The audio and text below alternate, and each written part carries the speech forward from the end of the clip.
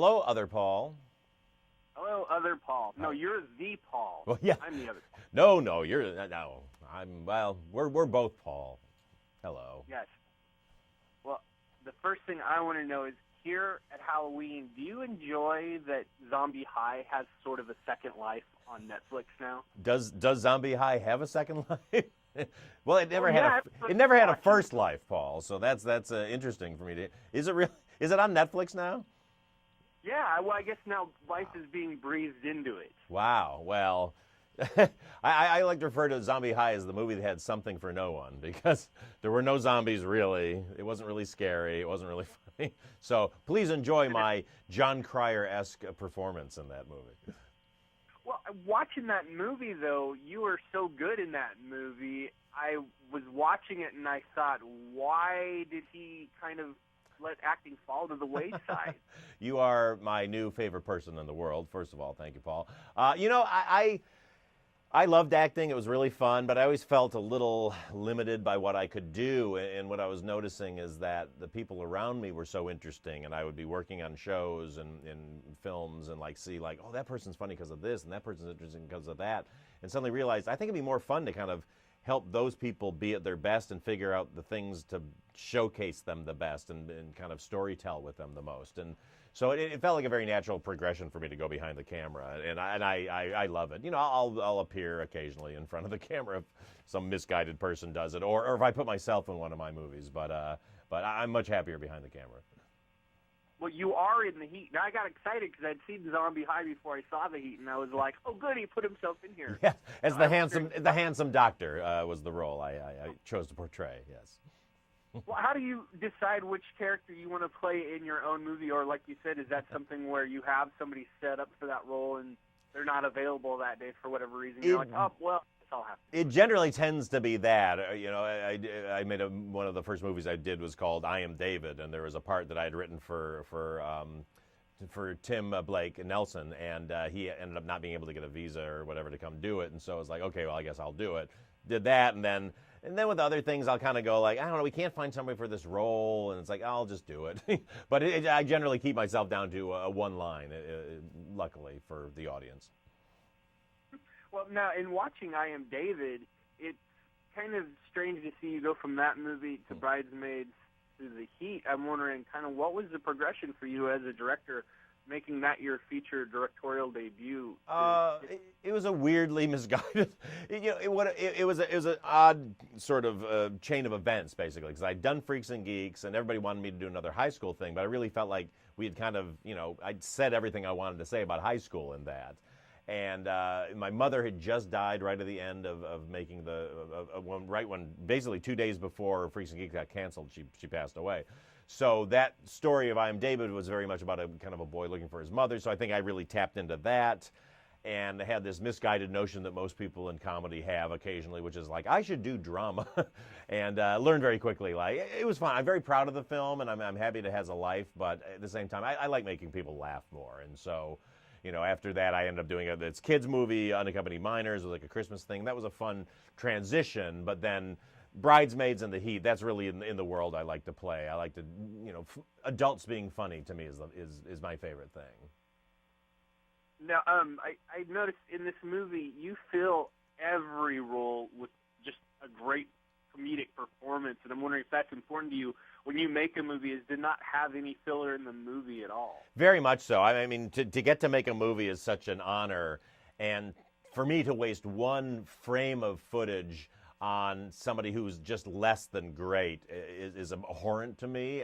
And also, I really rely on the actors I get to take great material and then to make it even better. And so even people in one line, I'll fly them in from LA if I know they're really good. I'll always check out the local talent first and we'll do auditions for all the local people, because you'll find gems. And in The Heat, we found numerous gems. I mean, the drunk Patty at the bar, she's a Boston native, and Tony V, who plays the beleaguered cop who gets yelled at by Melissa because he lets her prisoner out.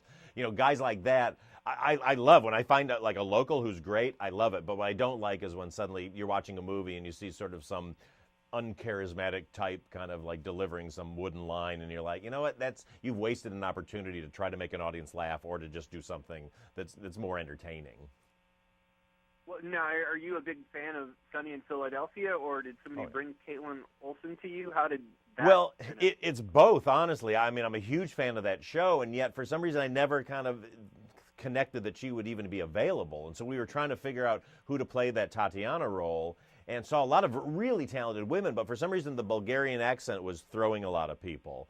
And we hit a point where, like, we don't know what to do. And then my casting director, Allison Jones, who does everything for me, called me up and said, like, Kaitlin is available. I was like, are you kidding me? And she said she has some Bulgarian in her background. So it's like, send her out. But Kaitlin had literally had a baby 2 weeks before we shot. So she arrives with this, tiny newborn infant, and it's just like, she was so, and again, I didn't know. It's like, is she going to be okay? And then she just nailed it. She was so great. So it was a real, one of those kind of happy coincidences that she is in the movie, and I just love her. I think she's the greatest.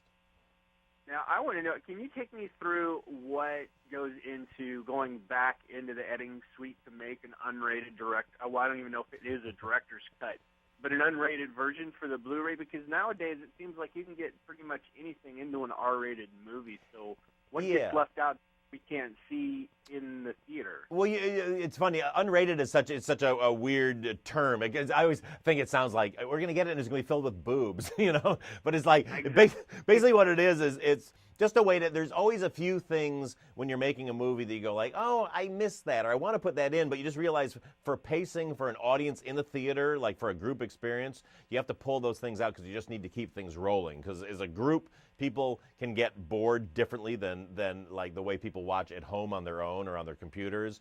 And so basically it's just going like, let's put those things that we were kind of on the fence about back in, just to have a little more fun with it. But if you watch either one, you will have a good time. What are some of those? Can you tell me what some of those things are? I've only seen the regular theatrical cut of them. Yeah, for me, for us, it's really just kind of extending a few things, like when Melissa's busting Tony Hale in the car, for being for trying to pick up a prostitute. There was just a thing where he's saying like, oh, I was just trying to be a nice guy. She looks sad. I want to give her a ride home. And Melissa's like, oh, well, who else looks sad? Frank over there. And there's like a dirty homeless guy basically who she knows. And she's like, oh, maybe you'll give him a ride home. And she tries to like talk him into getting him in the car. And it's things like that. It's taking these extra funny beats. And there's a few ruder things we put in. Well, you'll have to get the unrated version to see that, which is out right now on digital, and it comes out on Blu-ray on the 15th. So exactly. And I guess the last question I'll ask, because I'm running out of time, is what is your definitive version of it? I mean, if you're going to sit down and watch this again in 10 years, which version do you pick? You know what? I like them both, and that sounds very like a milquetoasty, like a bad political statement. But I love the one that we released in the theaters. I never feel like I need a director's cut because I feel like the one that's in the theater was my director's cut. I'm very happy with it.